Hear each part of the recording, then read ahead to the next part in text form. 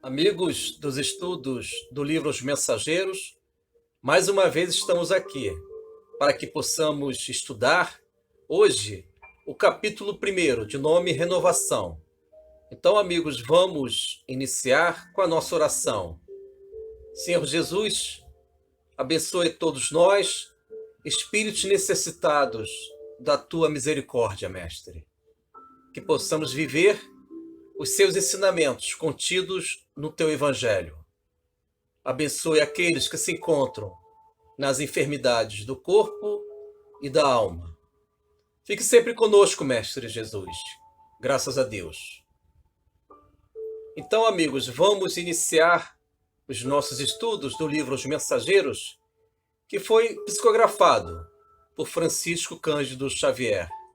Então, vamos iniciar com o nosso primeiro slide. Estamos na primeira página, livro Os Mensageiros, capítulo 1, de nome Renovação. André Luiz está numa introspecção, amigos dos estudos do livro Os Mensageiros, e André, ele está pensando a respeito dos seus conceitos, das suas definições da vida, e ele percebe as transformações que estão acontecendo em seu espírito. Então, amigos dos estudos, nós iremos estudar os pensamentos de André Luiz, em que André percebe a necessidade de se ajustar às leis divinas, entender o conceito de família, perceber as respostas em Deus, em Cristo, e ele entende a sua nova caminhada diante da vida espiritual, da colônia Nosso Lar, em que André, ele busca a sua autoiluminação, a renúncia de si mesmo, o sacrifício a fim de que o irmão André possa conquistar os valores luminosos que todos nós temos, amigos dos estudos, mas encontram-se adormecidos porque precisamos desabrochar estes valores em que André Luiz está ensinando a cada um de nós. Então vamos estudar. Slide número 2. Estamos na página 2, temas do capítulo. Temos 2 itens. O primeiro, elevado entendimento. André Luiz, neste capítulo 1 do livro Os Mensageiros, que foi psicografado por Francisco Cândido Xavier. André está desenvolvendo ideias profundas em sua alma, em seu espírito.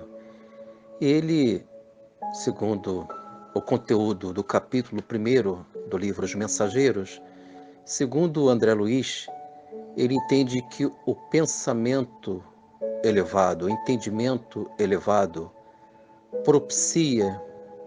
proporciona felicidade íntima, felicidade espiritual para aqueles que cultivam estes valores de nós entendermos a vida não no sentido puramente material. Devemos entender a vida além deste cenário corpóreo, perceber que a vida tem um valor eterno. E André Luiz percebe que estes entendimentos, estas lógicas espirituais estão confortando o seu espírito. E André, ele, nesta reflexão do capítulo 1, ele lembra do seu contato com a sua família, em que ele viveu os seus constrangimentos, sentiu a modificação daquele ambiente familiar em que a sua ex-mulher já se encontrava com outro companheiro. Os filhos ainda imaturos diante dos desafios da vida superior. Mas André entende que ele deve se relacionar como irmãos diante dos seus entes queridos. Eis aí, amigos, a primeira orientação. Devemos evitar apegos, devemos nos relacionar com aqueles que são os nossos entes queridos, mas como irmãos em evolução. E André, ao entender que conceitos, entendimentos podem propiciar quando nós compreendemos estes valores, podem igualmente gerar felicidade, contentamento em Cristo, em Jesus, porque o Mestre, nosso Senhor Jesus Cristo, amigos dos estudos, nos ofereceu no seu Evangelho e ainda nos oferece a quem busca o Mestre, que os seus princípios contidos no Evangelho, os entendimentos, as parábolas, configuram consolações, porque o cenário externo, o mundo objetivo, o mundo material, já não se impõe diante dos nossos destinos. Nós podemos construir uma vida em felicidade, uma vida com a felicidade, com o Mestre Jesus, mas devemos entender estes valores. Inclusive, André Luiz memoriza, lembra, neste capítulo 1, as suas conversas com a Narcisa. E, ao lembrar, ele diz que a Narcisa orienta a ele que o Evangelho, as palavras do Mestre Jesus, elas são importantes na medida em que nós elevamos, nós vamos crescendo moralmente e espiritualmente. Então, amigos, para André Luiz, entendimentos elevados consolam, confortam os nossos espíritos. E o item 2, a grande transição. André Luiz está vivendo a grande transição. Ele está deixando o homem, o ser limitado em que ele encarcerou, ele aprisionou ele mesmo em definições limitantes que não expressam a luz, a consolação, a libertação de si mesmo. E nesta transição, André Luiz estabelece diálogos com seu espírito, são chamados diálogos com as suas profundezas. Nós podemos estabelecer estas conversações com o nosso eu maior, quando nós nos aprofundamos em valores de luz, em valores de conforto no Evangelho do Mestre, isto é, amigos dos estudos. Num dado momento, nós iremos trilhar o deserto que nós construímos em vidas passadas. Mas neste deserto, que representa as nossas provas, as nossas necessidades expiatórias, neste deserto, se nós crermos nos princípios da doutrina espírita, no cristianismo primitivo, nós iremos entender, eis aí o entendimento elevado, conforme André Luiz já mencionou, em nossos estudos do capítulo 1, se nós entendermos que no deserto é possível haver um manancial, um oásis, uma fonte de água, nós iremos confiar na divindade. Então, amigos, para o André Luiz, a transição significa deixar este deserto para que possamos alcançar oásis, a água, a fonte que nós estamos com sede. Então, amigos, André Luiz está transitando do ser imaturo para o ser amadurecido, deixando o amargo da incompreensão da vida que nós estabelecemos com as nossas imaturidades para uma atitude elevada, confiante em Deus. Vamos para a página 3. Estamos na página 3 do slide, fragmentos do capítulo. Nós iremos estudar alguns trechos do capítulo 1 do livro Os Mensageiros. André Luiz se encontra na colônia espiritual Nosso Lar, fazendo introspecções, memorizando, desenvolvendo pensamentos profundos a respeito da vida. E André está transitando, deixando o ser infantil, imaturo, para o ser que compreende a vida. Então vamos para o primeiro trecho. Narração André Luiz. Compelido a destruir meus castelos de exclusivismo injusto, senti que outro amor se instalava em minha alma. Finalizamos o pensamento de André Luiz. André diz da necessidade de a gente destruir os castelos das nossas infantilidades, deixar aquelas atitudes que não representam a elevação da alma, do espírito. Ele diz que, simultaneamente, está nascendo o amor na alma de André Luiz.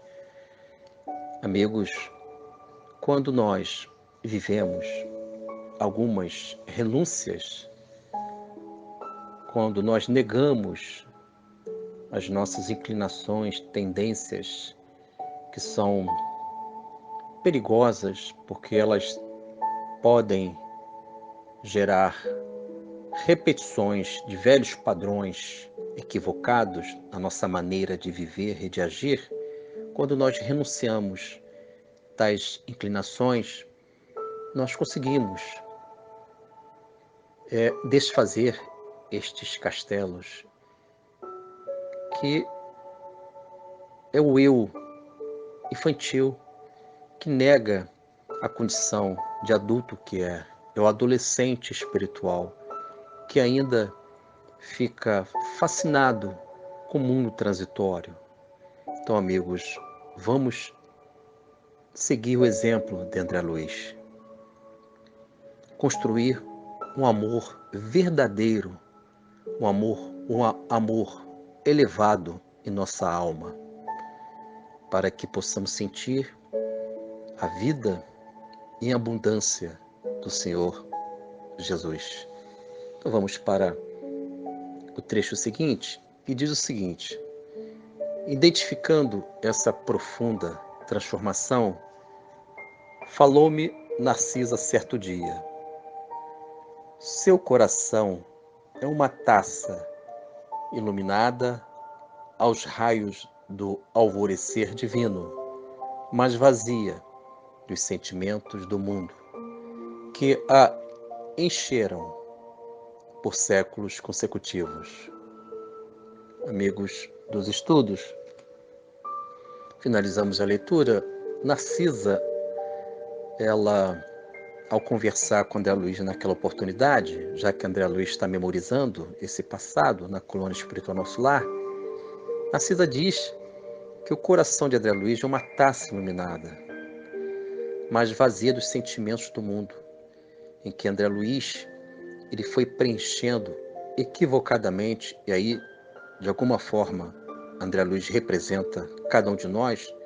Nós enchemos a nossa taça, o simbolismo da taça, que deveria ser iluminada o tempo todo, mas durante muitas encarnações, nós enchemos esta taça com ilusões, ilusões que não configuram uma vida voltada à sublimação, uma vida moderada. E nestas ilusões que nós enchemos a nossa taça, nós vivemos estas prisões do nosso eu infantil. Nós não aceitamos as grandes transformações, nós não aceitamos a cruz que devemos carregar em nosso ombro no sentido de iluminar-se. A cruz, ela tem uma mensagem bem entendida, assimilada. A cruz, ela vai regenerando o nosso espírito na medida em que nós entendemos que devemos nos esvaziar. Lembrando até um pensamento de uma Marte cristã, em que Abigail, ela é citada no livro Paulo e Estevão, psicografia de Chico Xavier, ditado por Emmanuel. Esse pensamento é bem conhecido de Abigail, que é a noiva espiritual de Paulo de Tarso. Ela diz o seguinte para o Paulo e diz para todos nós: esvazia-te dos pensamentos do mundo. Devemos nos esvaziar, amigos dos estudos, dos pensamentos do mundo, quando tais pensamentos, em vez de nos libertar, estão estes pensamentos nos aprisionando, nos dando um vazio existencial. Então devemos sair dessa condição de pensamentos do mundo para os pensamentos celestiais. Vamos para a página 4. Estamos na página 4, correspondências doutrinárias. É o momento do nosso estudo comparativo, em que nós iremos comparar, fundamentar os livros da série André Luiz com as obras básicas codificadas pelo professor Allan Kardec. Temos no quadro frisado em amarelo, livro Os Mensageiros, capítulo 1, capítulo 1, que estamos estudando hoje. Então vamos para o quadro número 1, em que o professor Allan Kardec apresenta o Código Penal da Vida Futura. Então vamos comparar os pensamentos de André Luiz, em que André ele está vivendo a renovação mental, a renovação espiritual. E na medida que ele entende esta renovação, transformação para melhor, no sentido moral, intelectual, espiritual, André se ajusta com tais atos às verdades eternas, as verdades contidas na codificação de Allan Kardec. Uma delas é o livro Céu e Inferno, especificamente o Código Penal da Vida Futura. Queríamos estudar hoje o artigo 1º. Então vamos para a leitura. A alma ou o espírito sofre na vida espiritual as consequências de todas as imperfeições que não conseguiu corrigir na vida corporal. Finalizamos, lembrando que eu estou apresentando um destaque, uma parte do trecho do artigo 1º, e André Luiz entendeu que o sofrimento que nós criamos na encarnação, uma vez que nós deixamos o mundo material através da morte do corpo físico, e a gente sobrevive através do perispírito na vida espiritual, nós iremos apresentar as conquistas e os equívocos da nossa última encarnação. E André Luiz percebeu isso na colônia espiritual Nosso Lar, ao entender os seus apegos à sua família. Apego no sentido de asfixiar cada um deles, como se fossem propriedades de André Luiz. E André levou esta característica para a vida espiritual. E lá ele está lutando heroicamente a fim de que ele possa se renovar e se desvencilhar, deixar estes comportamentos para a transformação. André entendeu que ele deve sair dessa condição de apego familiar, de pensamentos do mundo transitório e viver os pensamentos do mundo eterno. E André Luiz, irmão André Luiz, entendeu esse valor. Isto é, André precisa superar estas imperfeições. Então vamos para o quadro número 2, Livro dos Espíritos. Esta questão, amigos dos estudos, 922 do Livro dos Espíritos, orienta cada um de nós como proceder na vida, já que André Luiz está querendo viver o autoconhecimento. E esta questão é um roteiro, é uma orientação de como alcançar a felicidade. Então vamos para a pergunta de Allan Kardec e sua resposta. Pergunta, questão 922 do Livro dos Espíritos. A felicidade terrestre é relativa à posição de cada um. O que basta para a felicidade de um constitui a desgraça de outro. Haverá, contudo, alguma soma de felicidade comum a todos os homens? Resposta. Com relação à vida material, é a posse do necessário. Com relação à vida moral, a consciência tranquila e a fé no futuro. Amigos dos estudos do livro Os Mensageiros, temos aqui a orientação do professor Allan Kardec, e André Luiz já entendeu muito bem isso, na vida espiritual, que devemos, para buscar a felicidade real, não a felicidade das ilusões, dos quais muitas vezes nós cultivamos de forma equivocada. Mas segundo a resposta da questão 922, diz que para buscarmos a felicidade em relação ao mundo material é a posse do necessário, viver com o necessário, a fim de que possamos ter liberdade em nossa alma a buscar virtudes e valores do Altíssimo. E em relação à vida moral, diz a consciência tranquila e a fé no futuro. Consciência tranquila na medida em que nós cumprimos os nossos deveres, entendemos as leis divinas, e a fé no futuro porque nós estamos de passagem nesta vida material. A nossa vida é espiritual, nós somos espíritos e a nossa natureza não é corpórea, e sim a nossa natureza é espiritual. Então, amigos, vamos viver as experiências positivas destas orientações em relação à vida moral, a consciência tranquila e a fé no futuro. E em relação à vida material, é a posse do necessário. São postulados da doutrina espírita. Então vamos para o nosso último quadro, o quadro 3. Está no Evangelho de Mateus, capítulo 20, versículo 22. Estamos no quadro 3.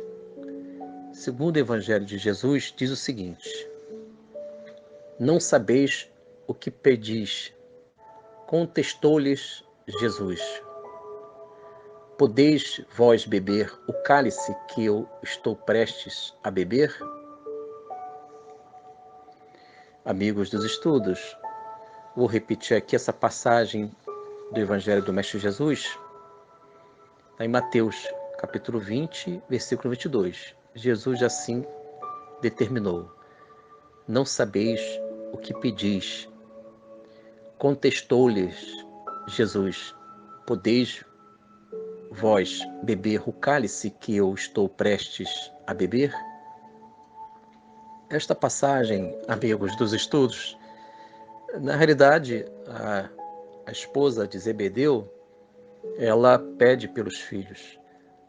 E a mãe, com os dois filhos, Tiago e João, se eu não estiver enganado, ela pede para Jesus que cada um deles pudesse ficar à esquerda e à direita no seu trono, no seu reinado.